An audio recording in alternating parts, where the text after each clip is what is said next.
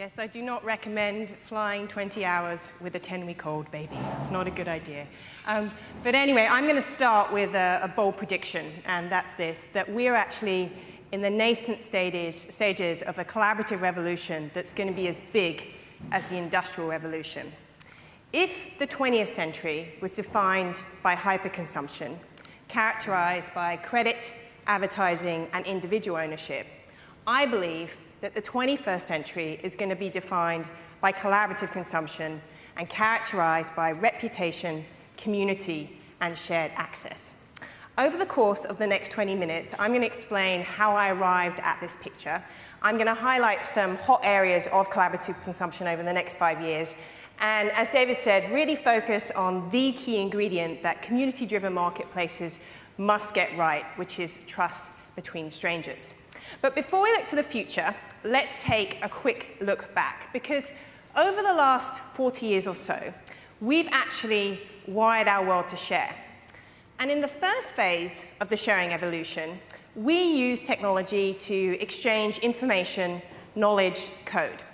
Then came the rise of social networks, where we connected or reconnected with people. Now, with the increasing organization of the web and person-to-person relationships in place, we saw the third phase, where we started to share and exchange media, photos, film, music, in a way that we'd never seen before.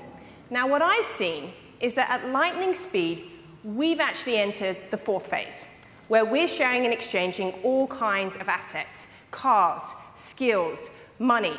It's this phase that I call collaborative consumption. And it's a rising culture and economy that has the power to reinvent not just what we consume, but how we consume. Now, you can think of eBay or Craigslist like the godfathers of this idea, in the same way that they enabled anyone to become a buyer or a seller without layers of middlemen in between. Nowadays, wannabe car renters, bed and breakfast hosts, tour guides, teachers, money lenders now have a marketplace to do so. Equally important is there's an increasing cultural receptivity around sharing and collaboration. Indeed, as I say, it's becoming more hip than hippie. Now, I'm going to give you an example of where I think collaborative consumption is going. I'm going to give you an example of a brilliant startup in the United States right now. And that is called, that's called TaskRabbit. This is Leah Buskey. She is the founder, and she first got the idea for ToshRabbit on a cold, wintry night in Boston in 2008, when she ran out of dog food for a 100-pound Labrador Kobe. Now, not wanting to drudge out into the snow, Leah began to wonder why there wasn't a simple platform where she could post errands and someone in the neighborhood could bid to run those errands for her.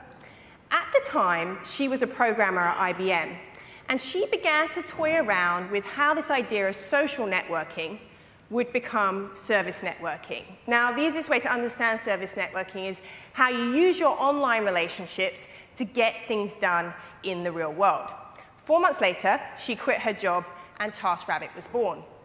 Now, the way TaskRabbit works is people post errands, runners, called rabbits, of course, they bid to do the job, and then the poster selects the rabbit they want based on the price and reviews, and the errand gets completed.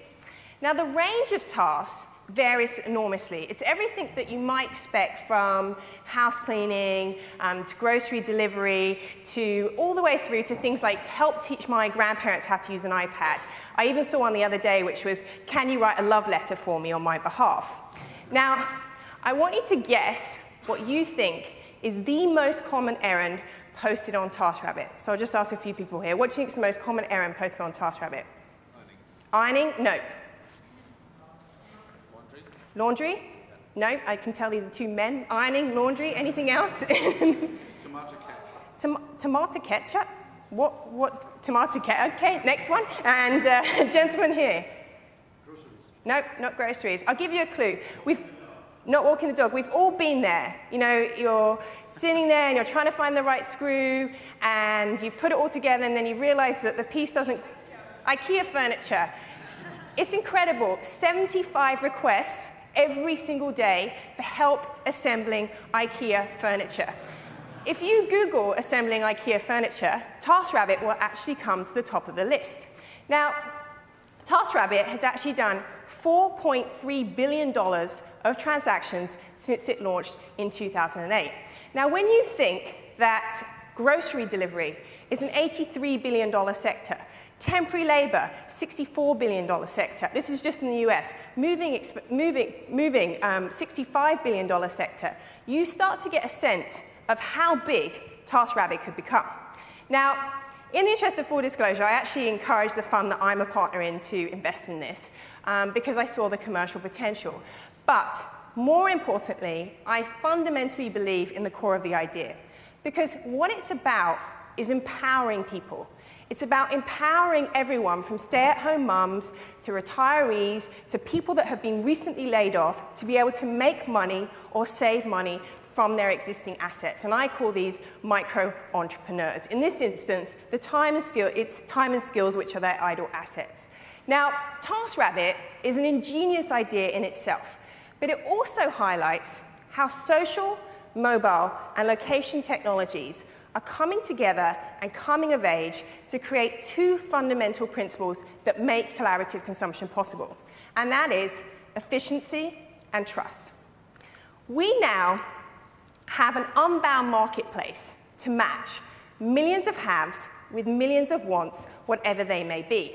In other words, we can trade buyer to seller, borrower to lender, neighbor to neighbor, without layers of transaction costs and middlemen in between. Equally important is that technology creates the social glue for trust to form between strangers. We now live in this so-called global village where we can mimic the exchanges that actually used to take place face-to-face, but on ways and in a scale that have never been possible before.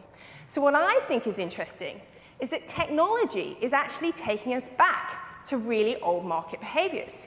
We're swapping, trading, renting, bartering, sharing, but they're being reinvented in ways that are relevant for the Facebook age. And this is what I call collaborative consumption. Now, I have a confession to make, which was I was doing my book tour this time last year, and it was really interesting because I was getting a lot of bemused looks around this idea. And I think it was pretty telling that the most common question that I was asked is this a short-term trend or a reactionary blip to the recession? I sensed that people saw this as a threat, not an opportunity. Now, just 9 months later, people are saying, how big could collaborative consumption become? What broken industries can it help reinvent? What social problems can it help solve? And that's because the technology is coming of age. So let me just give you two sectors to give you a sense of the scale, size, and possibility. So Mintel recently did a study that showed only 18% of people in the UK trust big banks. Meanwhile, there's another sector that's going through extraordinary growth, which is called social lending or person-to-person lending. This is when people lend money directly to each other. Now, Zopa, which is Europe's largest provider, went through 62% growth from 2010 to 2011. The global market for peer-to-peer loans this year alone is going to be $500 million. Now, what's interesting that always gets people is not the interest rates, is the default rates, because lending money directly to each other seems like a bit of a crazy idea. Now, if you think that credit card rates, the default rates around 8 to 10%, traditional banks is 3 to 4%, on Zopa and other social lending platforms, it's 0.9%. Now, I spent a lot of time with borrowers and lenders because I was fascinated by this. And what I found is they all talked about trust and accountability. They said, I trust you more than a big bank. And they talked about money becoming human again. Now, let's look at another sector, which is peer-to-peer travel. Now, this is undeniably one of the fastest growing sectors of collaborative consumption. For those of you who don't know, things like One Fine Stay, CrashPad, and the biggest of them all, Airbnb, match people with spaces to rent, with people looking for unique spaces to stay and authentic travel experiences. Everything from castles in Scotland, to beach huts in Thailand, to cool lofts in Manhattan, to igloos, I kid you not, to you can rent this island in Fiji for $500 a night, are all being rented out peer-to-peer. Now, Airbnb increased in number of nights booked 1,200% since this time last year. Airbnb have done over 2 million reservations to date. They've become the 30th company, 30th venture-backed company in history to receive a $1 billion valuation. Now, that might seem inflated, but when you consider the vacation rental market alone is an $80 billion sector, and that's only one segment they're playing in because there's all kinds of space rental, that number starts to make a lot of sense. Now, I was speaking to the Airbnb guys, and I was saying, like, how can we give people a sense of the scale of this thing? And we came up with two great stats. The first is there's enough British people using Airbnb to fill the O2 Arena twice. But this one is incredible. All these pink squares are Airbnb rooms from last week. More people tonight will stay in Airbnb accommodation in New York than in a hotel. So there's been a lot of interest in the profit and sharing by venture capitalists and media, and this is fantastic because this is going to take these ideas into the mainstream. But my passion, and why I spent the last few years helping entrepreneurs, trying to create a common brand and understanding around collaborative consumption, is because I've seen how it's connecting with people at a deep values level. There's this widespread fatigue in faceless transactions and anonymous mass-produced goods and empty consumer promises. But the flip side of that is that we are seeing a resurgence in the belief in the importance of community, both in the virtual and real worlds. I actually think that farmers markets and Facebook have a lot in common with each other because they're feeding our social self, the side of us that seeks connection and belonging. Now, in the same way that we want more farmers markets and corner shops versus supermarket chains, and we want to buy beautiful gifts from real craftsmen on Etsy, we want to lend money, real money, to real people. We want to stay in real homes with real people. In the world of collaborative consumption, people are investing in meaning. They're investing in industries becoming human again. So now to the future. Now I've given you a context of what it is. And I'm going to highlight what I think are 4 hot areas for collaborative consumption over the next 5 years. The first, or as people put it to me, what is the next Airbnb? The first is access over ownership. Now, access over ownership actually has 2 drivers behind it. And the first is relationship to stuff, a changing relationship to our stuff. And the second is an awareness around frequency of use. Now, Kevin Kelly actually gets credit for first using access over ownership. He wrote a brilliant blog post about 3 years ago where he talked about our possessions dematerializing into the cloud.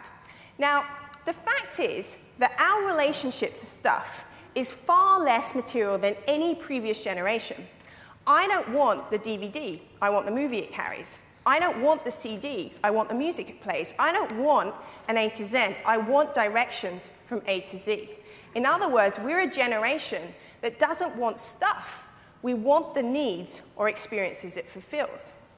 Now, the second driver to access over ownership is this notion of what I call idling capacity. And this is the untapped social, economic, and environmental value of underused or underutilized assets. That's everything from the car that sits idle 22 hours a day, to the evening dress that we wear once and never wear again, to rooms in this hotel that are sitting empty. All these things have idling capacity.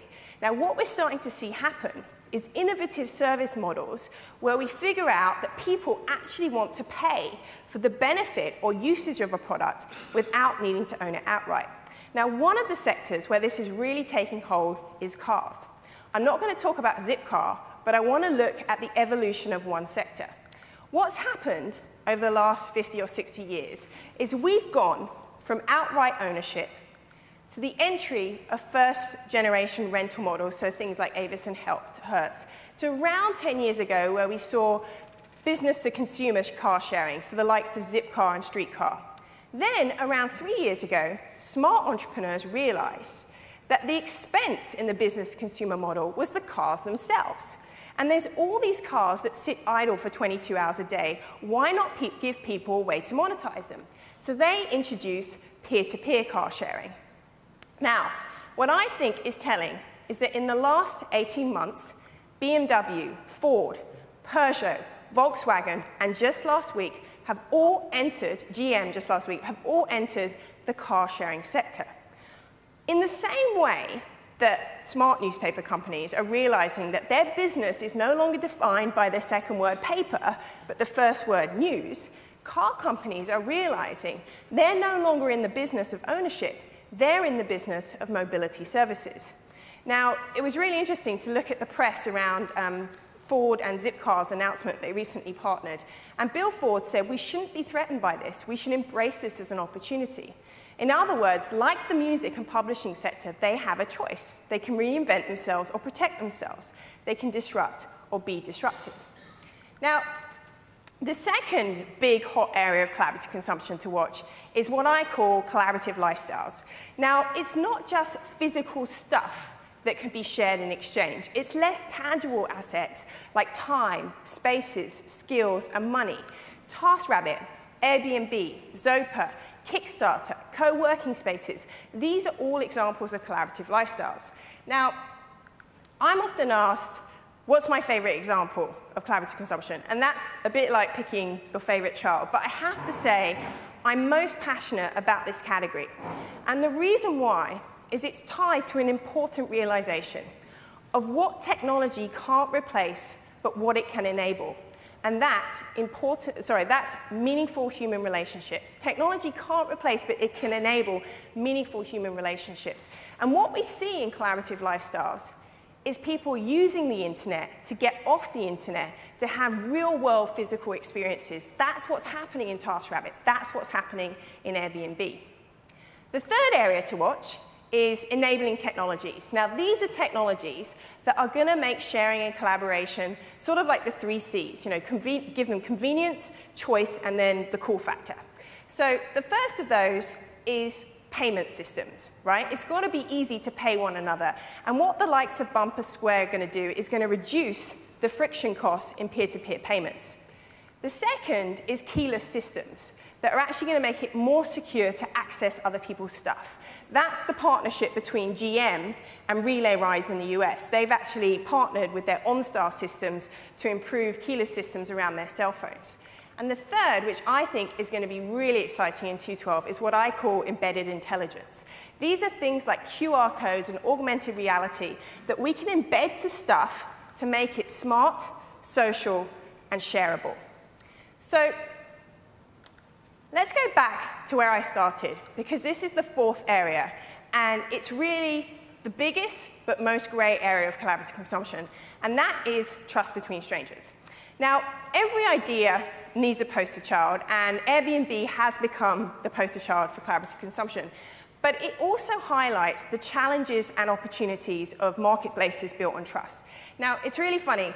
I met the Airbnb guys in 2008, and they were living and working in this tiny apartment in San Francisco, and I kid you not, they were selling Obama O cereals and Captain McCain's, actually, it was the time of the election, to pay their bills. This is a dead true story. Now, anyone who's met Brian, Joe, and Nate will tell you that these guys are extremely passionate, and they saw how big peer-to-peer space rental could become, that it was going to become bigger than eBay. The problem was that people and investors didn't get it. And the big question was, would people trust one another to rent out or share their space? Fast forward to 2011. I love the difference in the two photos. This is them now in their offices with their recent investment. And what's amazing actually about this graph is I made this in February. Since then, there's been an additional 1 million reservations, so 2 million reservations to date. Now, the incredible thing is that in those 2 million reservations, there has only been 2 serious incidents of theft and vandalism. Now, the media loves these, right? So we think this is happening all the time. Now, these incidences are undeniably, absolutely atrocious for the individuals involved. But they actually spark a much-needed debate and innovation around this area of trust between strangers. I think that this whole notion of connecting trustworthy strangers, creating the right tools and systems, is a totally untapped market. What are the different dimensions of trust that should be measured? How do we ensure our digital identities reflect our real-world identities? How can we create online tools that create positive offline experiences? I think it's so interesting that I'm actually going to dedicate much of next year to looking into this area and maybe write a book on it, because it's just so grand but so big and wonderful. And one of the areas that I'm looking at is the idea of reputation capital. Now, my working definition is that reputation capital is the measure or value of a person's reputation across different communities and marketplaces. This isn't your social media profile, this is something different. Because what's starting to happen is that as people transact on Zopa, as they transact on TaskRabbit, as they transact on Airbnb, they are leaving a reputation trail of how well they can and can't be trusted.